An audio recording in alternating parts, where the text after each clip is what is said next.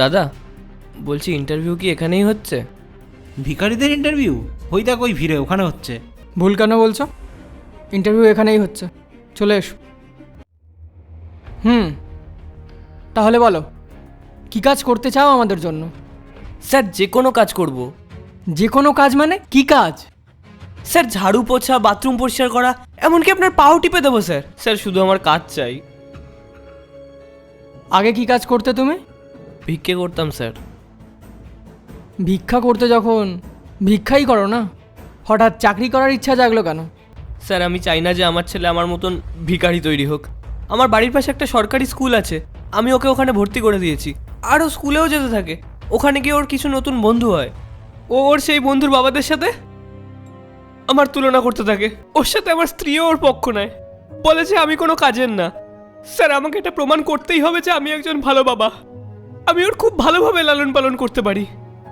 আচ্ছা ঠিক আছে ঠিক আছে, তুমি কেঁদো না। এই শোনো, হ্যাঁ স্যার। ও তুমি এনার জন্য একটু জল নিয়ে এসো। স্যার কেরানি তো গত সপ্তাহেই কাজ ছেড়ে দিয়েছে, তার জন্য নতুন ভ্যাকান্সি বের করা হয়েছে। ঠিক আছে, এক কাজ করো, এনার জন্য তুমিই জল নিয়ে আসো। স্যার আমি?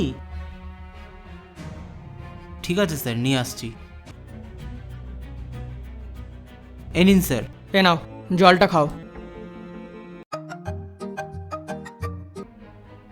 কার ফোন?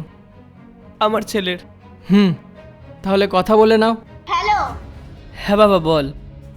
তোমাকে আমি কতবার বলেছি তুমি আমাকে বাবা বলে ডাকবে না? হ্যাঁ বল।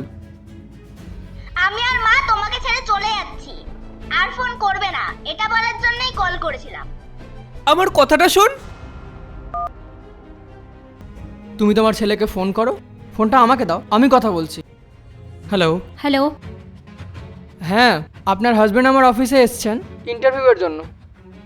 উনি জবটা পেয়ে গেছেন। মিথ্যে বলছেন আপনি। ওই ভিখারি কিচ্ছু হবে না জীবনে। আমি সত্যি কথা বলছি, বড় বড় যে কমপ্লেক্স আছে না, ওখানেই আমার অফিস। উনি ওখানেই জব পেয়েছেন। এবার থেকে ইনি ভিক্ষা করাও ছেড়ে দেবেন। কত মাইনে ওনার? ওটা আমি ওনাকেই বলে দেবো, আর উনি আপনাকে বাড়ি গিয়ে বলে দেবেন। কালকে থেকেই উনি জয়েন করছেন। ঠিক আছে। এ নাও, উনি তোমাকে আর ছেড়ে যাবেন না, তুমি কালকে থেকে জয়েন করছো। ধন্যবাদ স্যার। দেখো, আমরা না পুরুষ, আর একটা পুরুষের সম্মান তার বাড়িতে ততক্ষণ অবধি থাকে যতক্ষণ সে একটা ভালো কাজ করে টাকা ইনকাম করে। কাল থেকে এসো আর ভালোভাবে কাজ করো। ঠিক আছে স্যার।